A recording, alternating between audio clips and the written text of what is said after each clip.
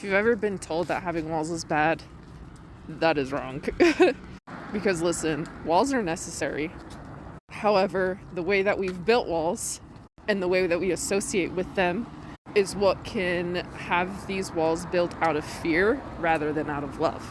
I was explaining to my friend the other day that someone else's emotions no longer affect my emotions or how I feel.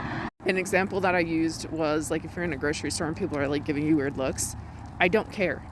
I'm smiling and I'm having a good day, regardless of how shitty your face looks towards me, of how upset or judgmental you look. It doesn't affect me. It no longer does. When someone's angry or upset and they're telling me why they're angry or upset, I'm not going to get angry or upset. I listen to them and I am able to stay in my own emotional state, in my own sense of being, while holding space for them as well. But how have I done this? How can I not be affected, not be swayed by other people's emotions? And I think this is like something really, really important for people, because a lot of us that grew up in traumatic households or households that weren't necessarily stable in any way or in every way, we learned to tap into the energy of our guardians, of the people around us, of the people who gave us what we needed in order to survive. We tapped into their emotions, their feelings for the day, so that we could understand how to move around their flow, around their feelings, around their sensitive areas, their challenges, and we made sure that we were minimal in how we affected them. We did not want to affect them one more bit. We didn't want to make it worse. We didn't want to do anything to disrupt what was already happening. One of the first things that I did in order to gain this sort of emotional stabilization within myself was recognize what it is that I value, how it is that I normally show up. I did this by noticing what people were complimenting about me and what actually resonated when they said it, noticing what I prioritized and what I got frustrated about, because what you're frustrated about is usually because one of your values wasn't valued as highly as you wished it was. So I basically gathered all this data about me. When you know yourself, no one else can tell you who you are, what to do, who you're being, what you're being, unless it's true. And if it's not true, then you're like, okay, you can think what you want. That's what you think I am. That's not who I am, and I know that. So who are you?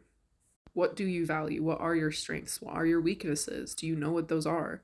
Do you have the courage to face your weaknesses and recognize, like, I'm not really great at this? Do you have the strength and the courage to look at your values and be like, this is what I value, without judgment, without being like, oh, I wish I valued the things that they valued? No.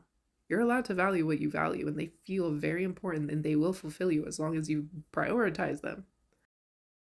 Once you understand, or you have a basic understanding of like, okay, this is who I am right now, and I want to let you know it will change. You will change. You're constantly developing, expanding, shrinking, growing, flowing, ebbing all the time. Making this list or figuring this out or putting this sort of idea in your head of what you are, who you are, how you are, this is just to help you understand that you as an energy force are somewhat contained to a specific vessel. And you're also shifting all the time. So don't feel too much pressure to figure out who you are and what your purpose is. No.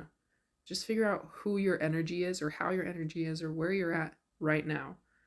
Then, part 2, recognize that this vessel is separate in this reality from other things. I know a lot of spiritual gurus are like, no, everything is one, and like everything is like energy and there's no separation. Okay, well, like,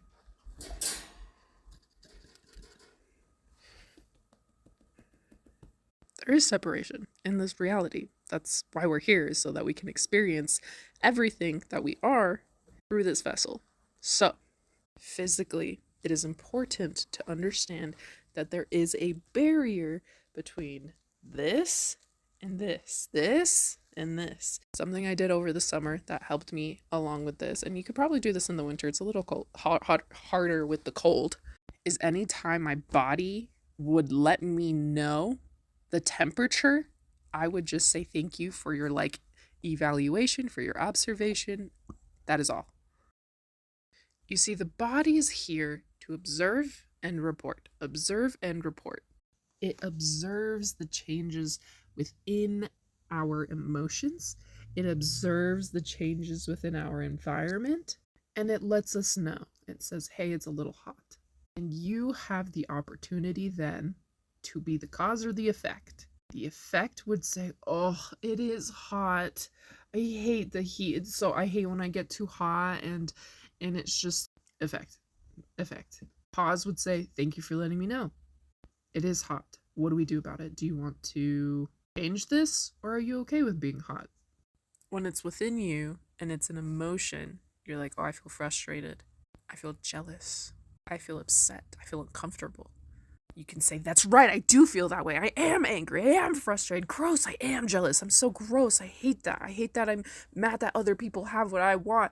I hate feeling uncomfortable. I need to do something about this. I need a drink. I need to smoke. I need to do something about it. Effect. Or can you look at it and say, thank you for letting me know. What do you want to do about it? Is this something that we need to take care of, or is that something that you can sit with? If you can't sit with it, like, how are we going to change it? How do you want to feel? Where do we want to go from here?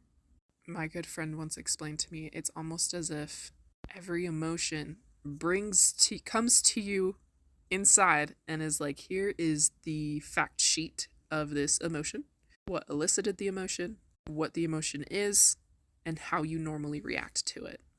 It's all you now. You get to be the one to look over the fact sheet and say, yeah, I want to do that.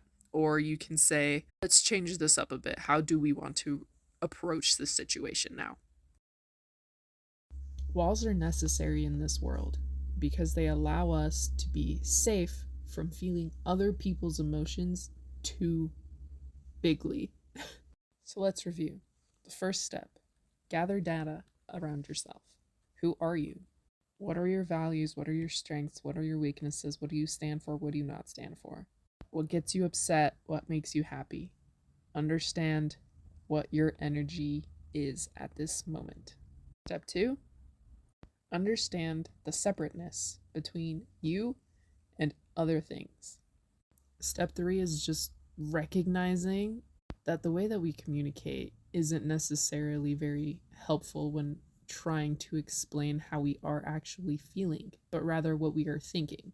In the book Nonviolent Communication, and it actually shows us different ways that we can properly communicate how we are feeling and how to differentiate feeling versus thinking, observations versus evaluations, etc. We're not here to be calling people out and being like, you're not communicating correctly. It's about being able to get to the point where you can recognize someone isn't communicating effectively and try and see what they are saying. Asking questions so that you understand their perspective better. Because if someone says, I'm mad at you, you're gross. I'm mad at you, you're such a bitch. You're disrespectful. These are all observations and opinions, but it sounds like they are truly hurting. So asking questions like, you sound really frustrated. Can you tell me exactly what I did to make you think this way of me? This will have them actually take a step back and have to think about it. We're able to connect and be grounded and have our own little island or our own little planet surrounded by other planets, surrounded by other islands, without having to merge them and combine them together. Because if two planets hit each other, that's usually freaking chaos. It's not a pretty sight. But being your own planet next to someone creates a whole ecosystem, and it's beautiful. I hope you're able to find some sort of value in this, because communication has helped me tremendously, not only in my line of work, but in my personal life, in my relationships, in my friendships, in my businesses. Give yourself the grace to be human while implementing these new practices. And that goes with everything, not just what I told you today. I love you.